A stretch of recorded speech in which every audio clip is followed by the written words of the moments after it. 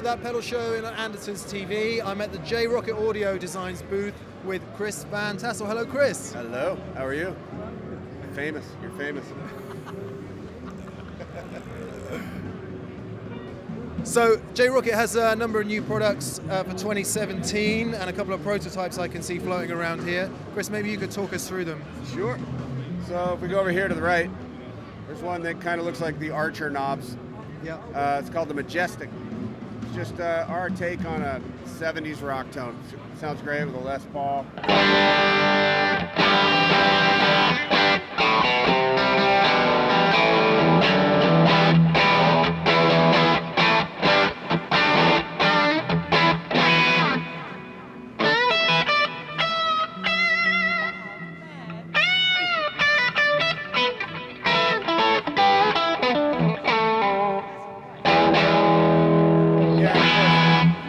So low, it's really hard to, make it. So that's like a master volume Marshall kind of thing, is it? Kind of, yeah. I mean, if the amp was cooking a little bit, it would be way more, oomphy.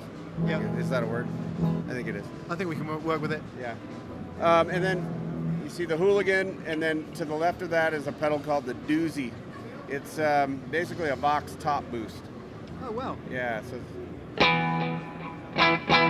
yeah, it's going to be... You punch this into another overdrive pedal, is that the idea? You can. Well, what's interesting about it is it can be used on bass guitar because it actually will pass low bass. So it expands your top and bottom frequencies. It's really interesting when you're actually in an environment where you can hear it push an amp. If you love that glassy sound, it'll really do that well. But it gives you a big bottom end as well. Give that, hang on. Yeah, give that a go.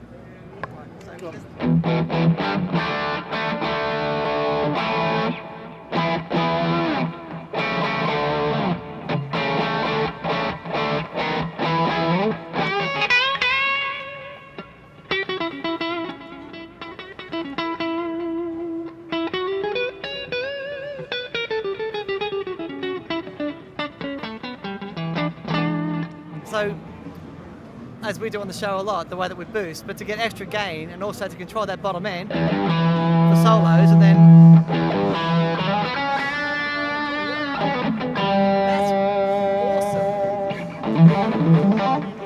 Expands your frequencies as well. I love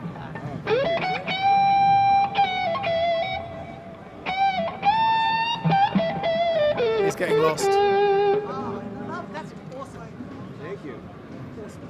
Thank you.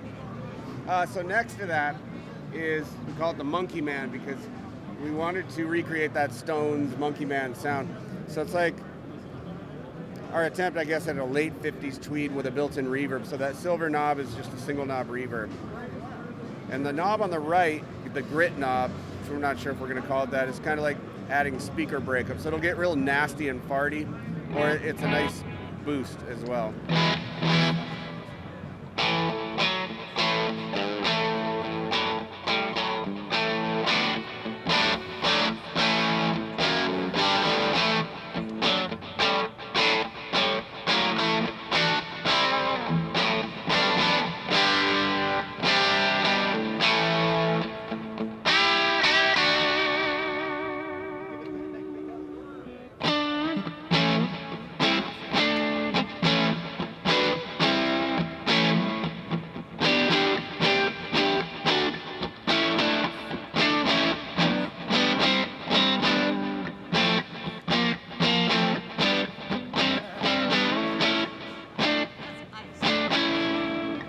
It's really cool having the drive and the reverb in one thing. It kind of sits between a fuzz and a mild overdrive. It can get real, like, when you really push a tweed, you just get that farty speaker sound.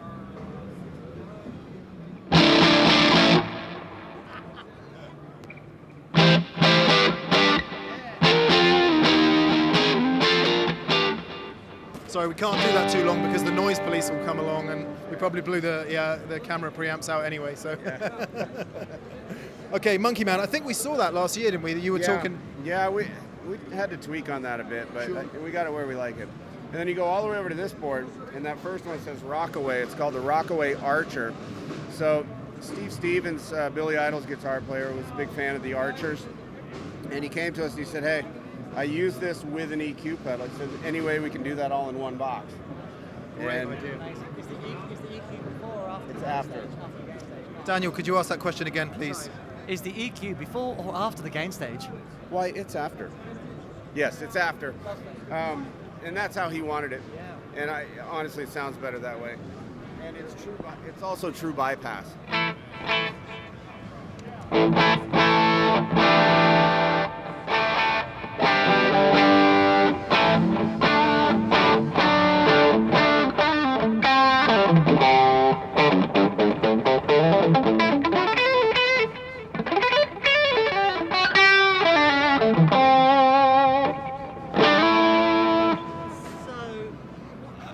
Why don't all overdrive pedals have that? I mean, what a great idea. That is exactly the question that was crossing my mind there. I'm looking at that going, Yeah, and that's what spun us off into doing these others. So the one next to it, Keith Urban plays our Animal pedals, Tim Pierce pedals, and a couple of Archers, but he's a big fan of the Animal circuit.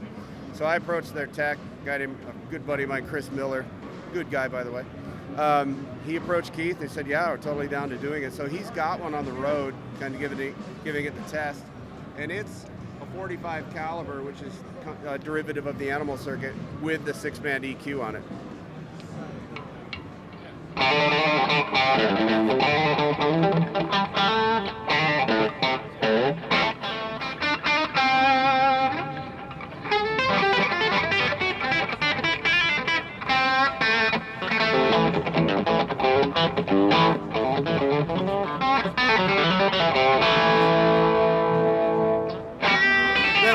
There I am messing around with a graphic EQ, like I can actually hear what it's doing, but it does.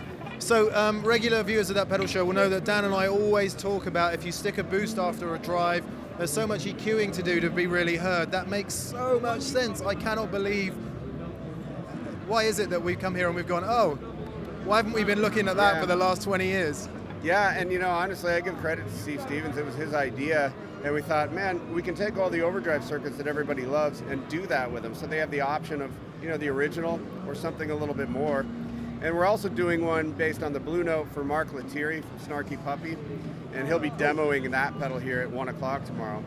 And then that far left one is called the IQ. It's a compressor with an EQ, but the EQ is actually before the compressor. And being in Nashville, the compressor's king down there, and I'm not a compressor guy, so I really surveyed all the guys down there, and they said, we love the Dynacomp, that's the sound, but here are all the inherent issues. And one of them was you turn it on and all of a sudden your sound's just colored to the point where it's not the sound you wanted.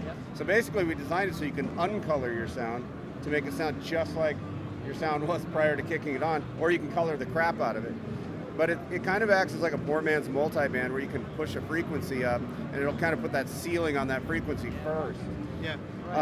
This is the first time I've heard it at this show, and so far it's doing exactly what we thought it would do. It's turned out really well, but I haven't had time to really experiment. I'm gonna do the same thing, get down on my knees and start moving sliders around willy-nilly, and we'll see what happens.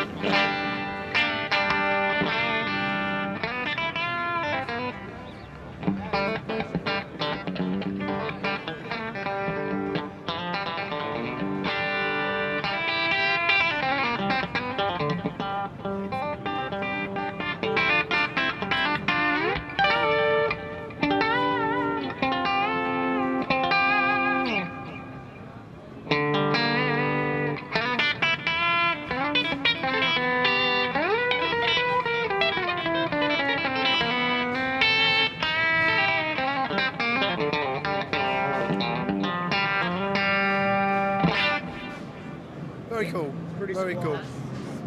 Yeah, it turned out really well, and it got mismarked for the prototype. It says gain, but it's actually a mix control. All it does is mix in the dry and the compressed signal. Oh, cool. And that's it. And so you don't have to have blend controls. I think blend controls and compression levels and all that were kind of redundant. So it turned out really well. Excellent, excellent. So there we are. I can see some prototypes with some power supplies there. Can we talk about those? Or? Yeah, these are, we found this guy that does really high-tech batteries for the government, right? And we thought, hey, So we had him design these power supplies for us. They're NiCad batteries, so you can get on an airplane with them, unlike lithium ion. And he uses these high quality batteries. This is really our biggest test for them. They were on all day, lasted all day, haven't even shown a sign of wearing out. We're estimating right now they'll get about 12 to 14 hours on like a 500 milliamp draw. Wow. So you come out of that battery power supply into that juice joint, and that's a distributor full of filters, so you don't have to have a daisy chain, and plus it cleans it up.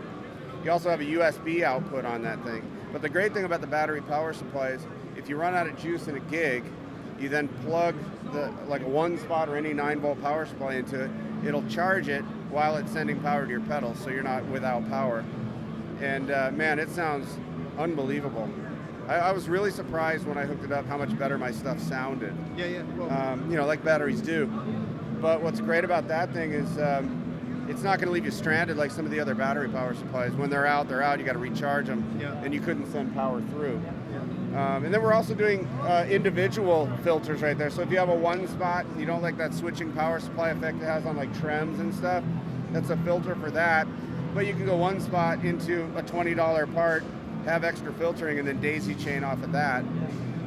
So that the juice joint is basically 7 of those in one. And then we're going to be doing pedal boards, just a little iPoya Club pedal board, right? Yeah. Simple, stupid.